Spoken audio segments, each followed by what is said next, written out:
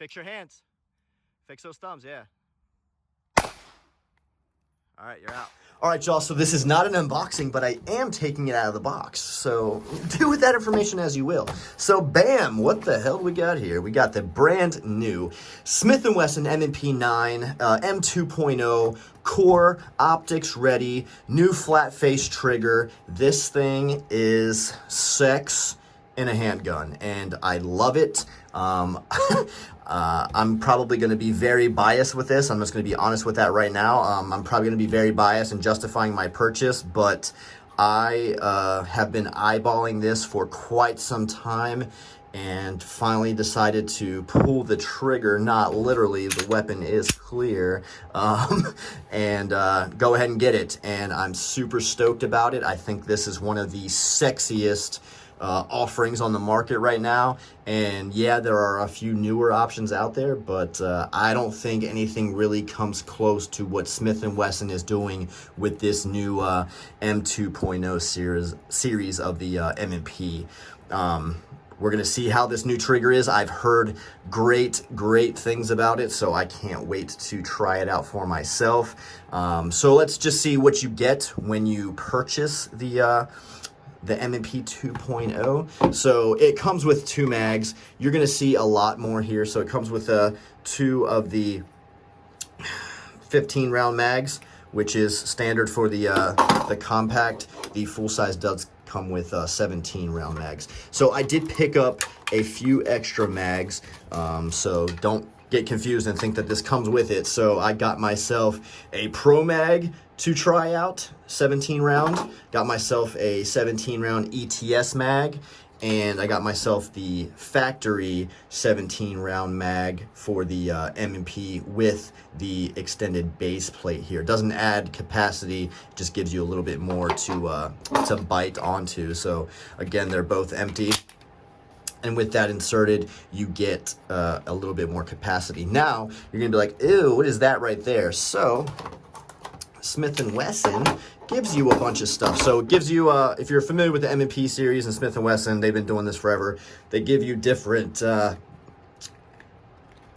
grip widths that you can add, and all you do is just pop this back plate off right here, and you just slap the new one in, which is pretty cool. Super easy to do, and it gives you a few options in case you've got little sausage fingers like me, or if you've got really big man hands, or you've got little tiny girl hands. They've pretty much got an option for you. This one that's on here right now, I already fitted that to my hand, so this is what feels the best for me, and I'm digging it, I'm loving it, and yeah, that's just what I got to say about that. So, let me keep going here. What else comes in here? So, you saw that gap that the 17 round mag left. So if you do happen to get yourself some 17 round mags, it comes with these cool little sleeves here. And what you can do is slide that right over, and bam, now all that dead space is filled in. Gives you a nice little perch for your pinky there. Or if you've got actual man hands, this little extension on the mag will accommodate you. But you could take that, leave it. If you run a flared mag well, then you're probably not going to need these, because that's going to take up that extra space there. But, you know, that's neither here nor there. So you get 2 of those in case you run 17 round mags. And then you just get a bunch of paperwork, and you get all of your screw and plate kits for all of your optics that you would possibly want to run on this weapon. So you can pretty much accommodate any of the red dots, any of the major, you know, cuts that are out there, Dr. Cut, RMR, Shield, etc., etc. They're gonna have a plate for that. Now, one thing I don't like about these plates, and I may not use them, is that they are plastic plates, and I've seen a lot of mixed reviews on these. Some people like, hey, they work fine, no big deal. Other people have had issues with these failing them. So I might go ahead and order a, there are companies that make the metal plates for these. So I may just go ahead and do that. I think Smith and Wesson, if you call them, they may offer them as well. But I'm probably just going to go with an aftermarket company if I decide to go that route. Maybe I'll try these ones. Maybe I won't. I don't know. But it gives you all the plates, bunch of different length screws. You're pretty much going to have everything available for whatever you've got to run. And then obviously most of your optics come with their own screws as well. So you can mix and match and figure out what works best for your application, your setup, because everything's going to be a little bit different. So, you know, you got your standard lock and all that crap. That's pretty much all that I care about that came with it. So, it's my 3 extra mags that I ordered on my own for to try out. Sorry, Pro Mag, get your butt over there. But yeah, so this is what you get when you buy the Smith & Wesson M&P. Let's take this thing to the range. Let's shoot it a little bit, and let's see how it does, because I'm itching to shoot this thing, literally.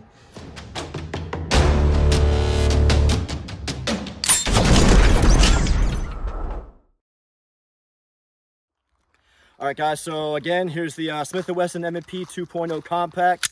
Out here at the range today, we're going to put a few rounds on target just to see how it operates in its stock configuration. As I mentioned, I might do some work to it, I might not. We're going to see how it goes. Let's go ahead and put some rounds on paper. If you can see, 7 yards downrange, I have those targets set up, and just going to see how it goes and see how she does. So let's get to it.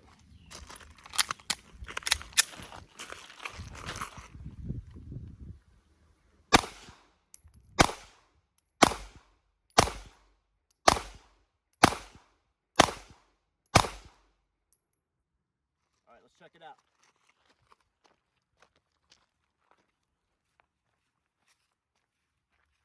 All right, so from about 7 yards, we can see on the target here, just taking some quick pop shots.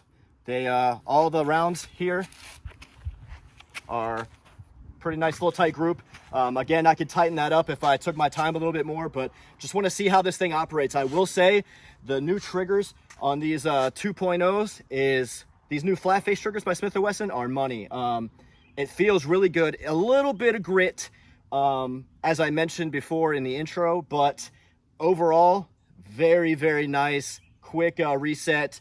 And it feels, I got to test the trigger pound pull, but it really feels about 4.5 pounds, which is perfect for me. So let's take it back a little bit more, see how she continues to do right now. First 7 rounds. Stay here about 7 yards, and I got my 17 round mag here. I'm gonna go ahead and shoot that bottom target, all 17 rounds. I'm gonna shoot at a decent pace to see I don't expect any reliability issues, but just to kind of see and get a feel for this thing at a higher operational tempo than just taking, you know, 30 seconds between shots, because face it, that's boring on video, right?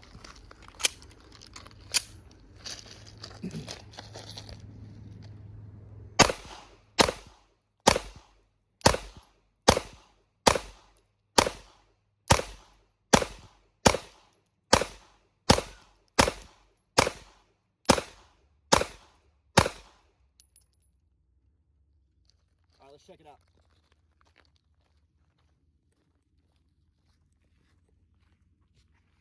All right, so can't really beat it. 17 shots, 17 rounds on target. Obviously, we're at 7 to 8 yards, so not really that impressive. But the grouping, without even trying, without really having any experience with this weapon system, is outstanding. The trigger feels great. I'm super impressed with it.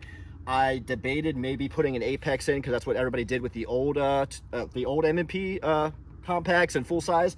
But I don't think I'm gonna mess with the trigger, really. If anything, I might get the trigger enhancement kit, but the trigger itself is working flawlessly, and I'm really digging this thing, and I can't wait to see where I take this little guy in the future. All right, my party people, we are back from the range, and this thing did awesome. I love it.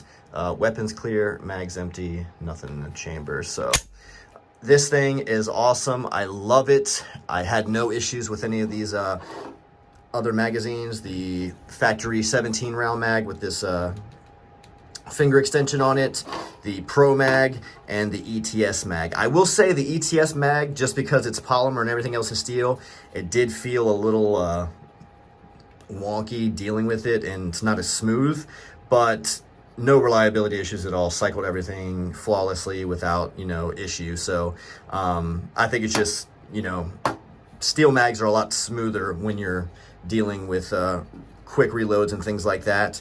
And I just felt like this one being polymer snagged a little bit more. But as far as reliability and cycling and function, it was perfectly fine, no issues at all. PMag, everybody, Pro Mag. I always want to say PMag when I'm talking about Pro Mag. Pro Mag, everybody shits on. I didn't have any issues with it. It doesn't feel as nice as this this factory mag, but absolutely no issues. Ran flawlessly. I only have a couple hundred rounds through it, so it's not like I put, you know, 2,000, 3,000 rounds through it the other day at the range. But few hundred rounds, no issues, ran reliably. This trigger, holy shiitake mushrooms, guys. This trigger is so much better than all the previous generations of the M&P. This 2.0 with the new flat face trigger, this thing is money. Like I said at the range, I don't think I'm gonna replace this trigger. Typically, you know, most people go ahead and just do the Apex trigger on these. I'm leaving this one alone. I may mess with, maybe I'll get the duty enhancement kit. I don't know yet, but I want to put some more rounds through this and see if it smooths out on its own. Maybe I'll polish up some of the internals a little bit. There is just a little bit of grittiness, but not much at all. This thing, it's nice. So it's clear. So just a little bit of grit right there. And I think that's going to smooth out with just a few more rounds through it, but not very much take up. So safety works. So here you go. Here's the wall, and then nice crisp break, nice defined wall, no issues there. And then reset. It was right there. So the reset's not really audible, so that's where I may do that duty enhancement kit. I think that'll help me with my reset and having it be a little bit more defined and audible. So here's the break again, and then the reset, you can't really hear it, so it's right there, and then wall, break. So yeah, it could have been a little bit better for the reset, but as far as operation, this thing is smooth. It feels about 4. I know I said probably 4.5. That was a little exaggerated. I want to say it's about 4.5, 5 pound trigger. I wish I had freaking trigger pull device with me right now, but I don't. But yeah, it feels really nice, and I really like this trigger compared to M&Ps of the past. I think Smith and Wesson has done a great job. Again, I'm probably biased. These suppressor height sights, maybe I'll keep them. Maybe I'll switch them out for some night vision sights, but this gun was just spot on. Me just throwing some random shots at the target, not really giving a whole lot of effort. Super accurate out of the box. So I look forward to getting a little bit more proficient with this thing and seeing just how accurate it can be, especially once I add a dot to it. And let me know what dot you think I should run on this thing. I've kind of put some feelers out there, Trijicon, Holosun. What optic do you think would look best on this fucking peanut butter dream right here? Let me know, guys. Thanks for watching. Like, comment, subscribe, share this shit, and let me know what you guys think. Thanks for watching. Bye.